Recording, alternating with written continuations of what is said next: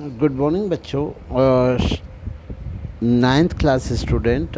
Biology में हम लोग, जैसा कि आप लोग जानते हैं कि इस समय हम लोग एनिमल टिश्यू की स्टडी कर रहे हैं। उसी क्रम में हमने कल कनेक्टेड टिश्यू के बाद में हमने लिगामेंट्स और आपका टेंडेंस की स्टडी की थी। आज हम इसी क्रम में हम लोग देखेंगे मस्कुलर टिश्यू। मस्कुलर टिश्यू की प्रकार, क्या क्या फंक्शन होते हैं, कहाँ पाए जाते हैं। तो चलिए हम लोग स्टार्ट करते हैं। Muscles tissues consist of elongated cell called muscles fibre. जो मसल्स टिश्यू होते हैं वे लंबे एक मसल सेल की मसल फाइबर से मिलके बने होते हैं। फाइब्रस स्ट्रक्चर होती है इस सेल की, लंबी सेल की। Contractile protein are the held together inside the cell which contract and relax to cause movement of the cell. जो कंट्रेक्टाइल प्रोटीन होती है वे आपस में जुड़कर सेल के अंदर एक ऐसी संरचना का निर्माण करती हैं, एक ऐसी स्ट्रक्चर बनाती हैं जो कि रिलैक्स हो सकती है और कंट्रैक्ट हो सकती है, सिकुड़ भी सकती है और कंट्रैक्ट या रिलैक्स भी हो सकती है। These contractile element are called myofibres. और ऐसे एलिमेंट जिनके कारण कोई भी सेल कंट्रैक्ट होती है, सिकुड़ती है, उस फाइबर को हम लोग उस एलिमेंट को हम लोग मायोफाइब्रोसिस कहते हैं।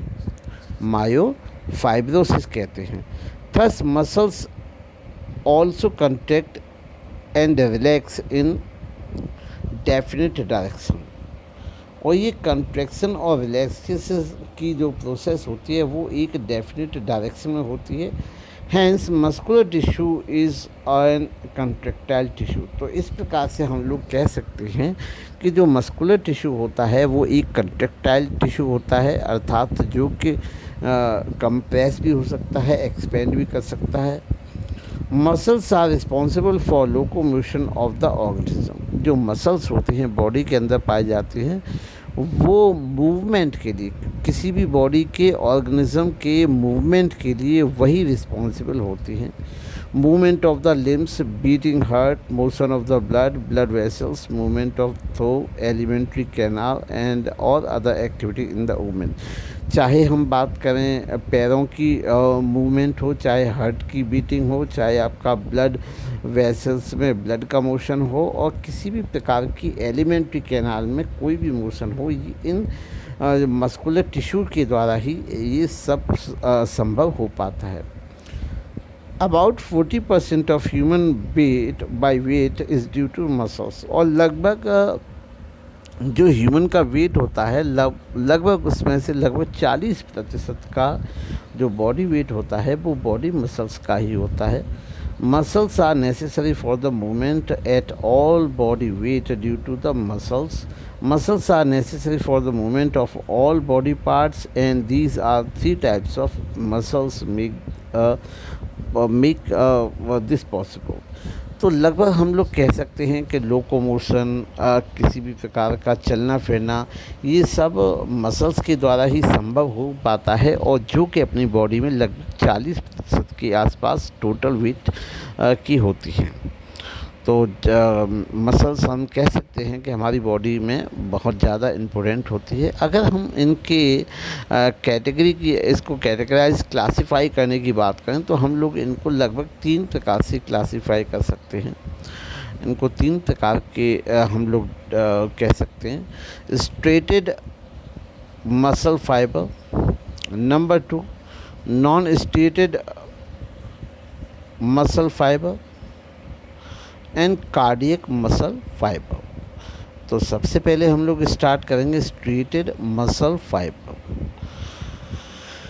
Striated muscle fibre in vertebrates, कशेरुकी जीवों में। वर्टिब्रेट्स ऐसे जीव जिनकी जो बोन मेरू पाई जाती है, जिनमें रीढ़ रज्जु पाई जाती है। तो in vertebrates these form around 80% of total mass of soft tissue. तो जितने भी वर्टिब्रेट्स होते हैं उनमें लगभग 80% टोटल मास का सॉफ्ट टिश्यू होते हैं.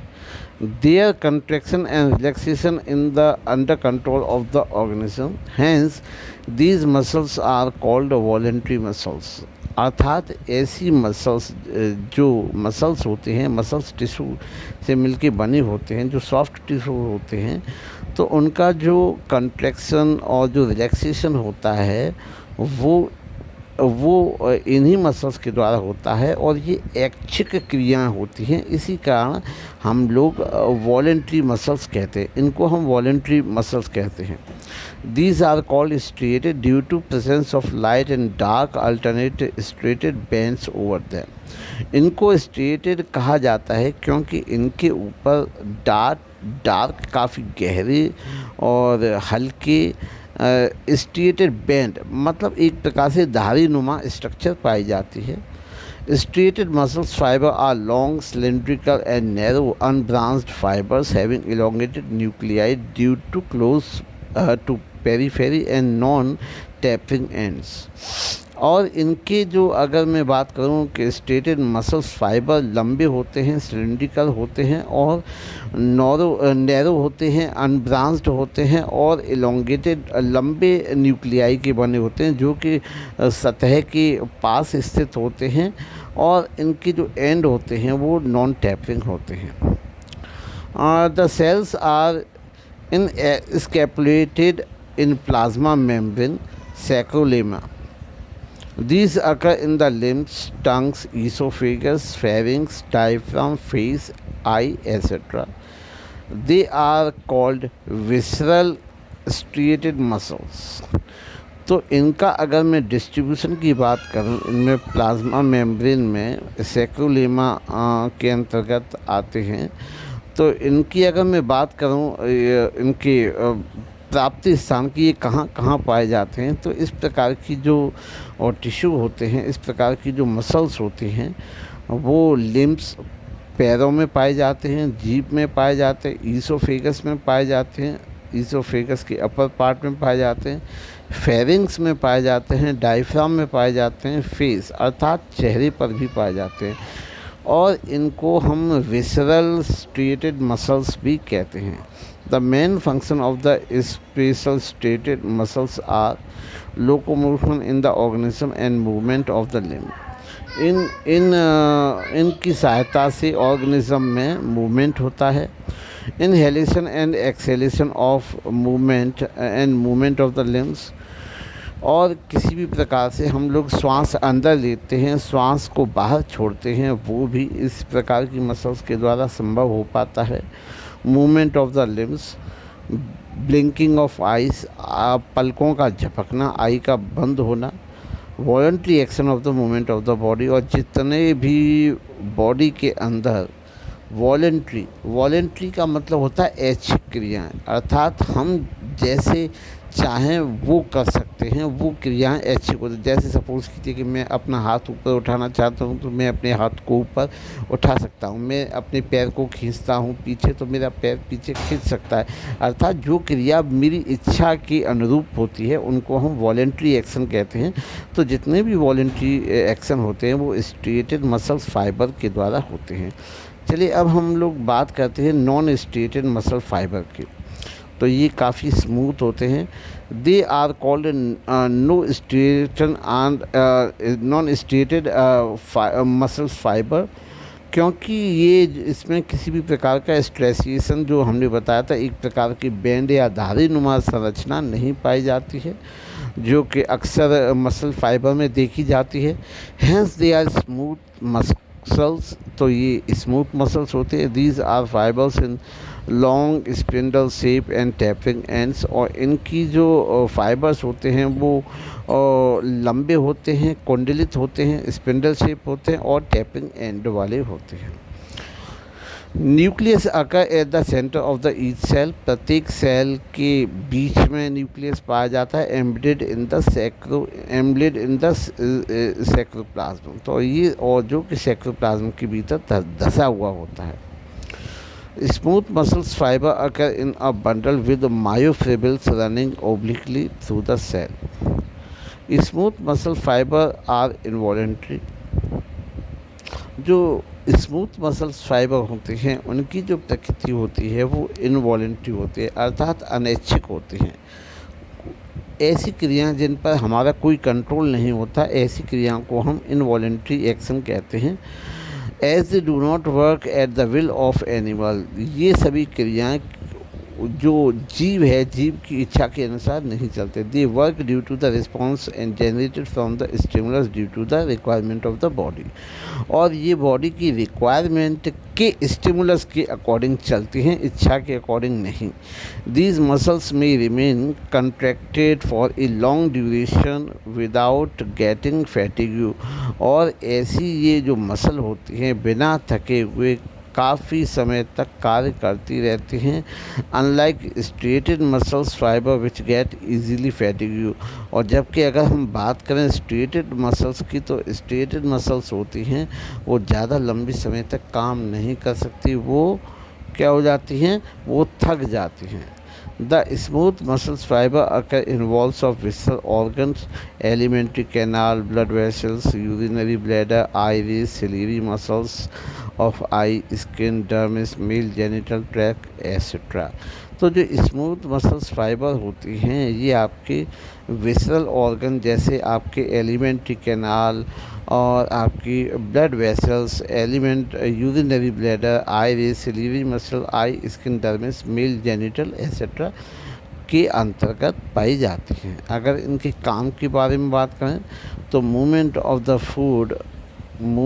food through the esophagus is causing peristaltic movement, removal of urine through the bladder from the contraction of the smooth muscle, and focusing of the object, adjustment of the loud amount of light entering the light in the eye occur because the contraction and relaxation of the smooth muscle। तो हम बात करें तो यहाँ पर जो movement होता है फूड का वो ईसोफेगस के द्वारा होता है, वो पेरिस्टेलिक मूवमेंट के द्वारा होता है, वो इसी प्रकार की मसल्स या टिश्यू के द्वारा होता है। जब रिमूवल ऑफ यूरिन होता है जो आपका यूरिन ब्लैडर के द्वारा होता है, वो यूरिन ब्लैडर की कंट्रैक्शन के कारण जो यूरिन होता है वो बाहर रिमूव होता है। और किसी भी वस्तु को हम लोग जब फोकस करके देखते हैं तो हम अपनी आँखों को बड़ा या घटा सकते हैं कि जो लाइट एंटरिंग जो कैपेसिटी होती है उसको बड़ा घटा सकते हैं। तो ये भी आपका जो आँखों का कंट्रैक्शन और रिलैक्सेशन होता है, ये भी आपका स्मूथ मसल्स के कारण होता है। अब हम आगे देखें कार्डियक मसल्स, ये तीसरे प्रकार की मसल्स है मस्कुलर में। तो the cardiac muscles are made up of branched fibres in which branch of joint to new network. तो ये जो कार्डियक मसल्स होते हैं, जैसे कि कार्डियक है तो ये ऐसी मसल्स है जिससे कि हृदय का निर्माण या हार्ट का निर्माण होता है। हार्ट ऐसी प्रकार की जो मसल्स होते हैं से मिलकर बना होता है। यहाँ पर ब्रांच का ये एक प्रकार से ब्रांच होते हैं जिससे कि वो आगे चल के नेटवर्क बनाने का काम करता है। Each fibre are surrounded by the sarcolemma. प्रत्येक जो फाइबर होता है वो सैक्रोलोमा के द्वारा घिरा हुआ होता है। And sarcoplasm and centrally located nucleus, और इसके जो न्यूक्लियस होता है वो सेंट्रल पार्ट में पाया जाता है।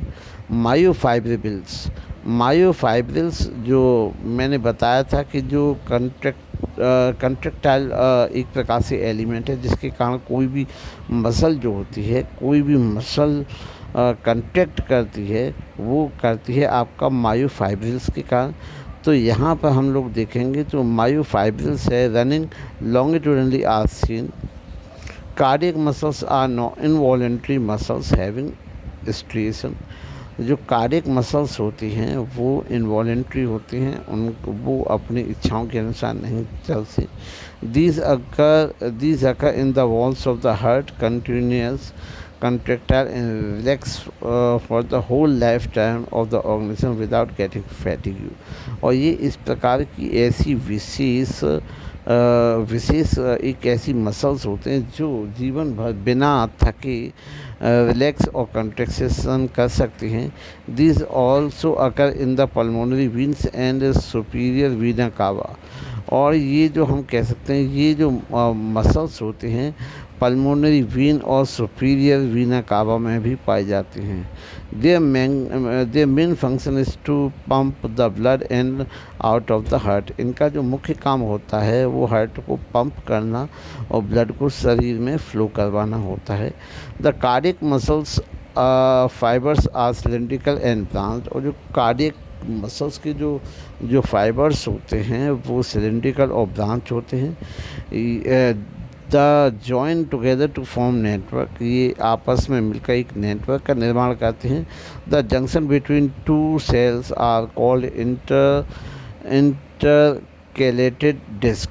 और दोनों सेल का जो बीच का जो मिलने की जगह होती है जहाँ पे ये दो सेल मिलते हैं, इनको हम इंटरकेलेटेड डिस्क कहते हैं। In the region the cell membrane are specialised transfer impulse. जहाँ से जो सेल होती है एक दूसरे को संदेश भेजती है, इम्पल्स भेजती है। तो इस प्रकार से बच्चों आज हमने देखा मस्कुलर टिश्यू। तो उम्मीद है बच्चों को आज मस्कुलर टिश्यू के बारे में खूब जानकारी मिली होगी। तो किसी भी प्रकार की अगर कोई समस्या हो तो आप अपनी समस्या को कमेंट बॉक्स में कमेंट लिख के आप लिख सकते हैं। और अगर ये वीडियो पसंद आई हो तो आप वीडियो को लाइक और चैनल को सब्सक्राइब कर दें। Thank you.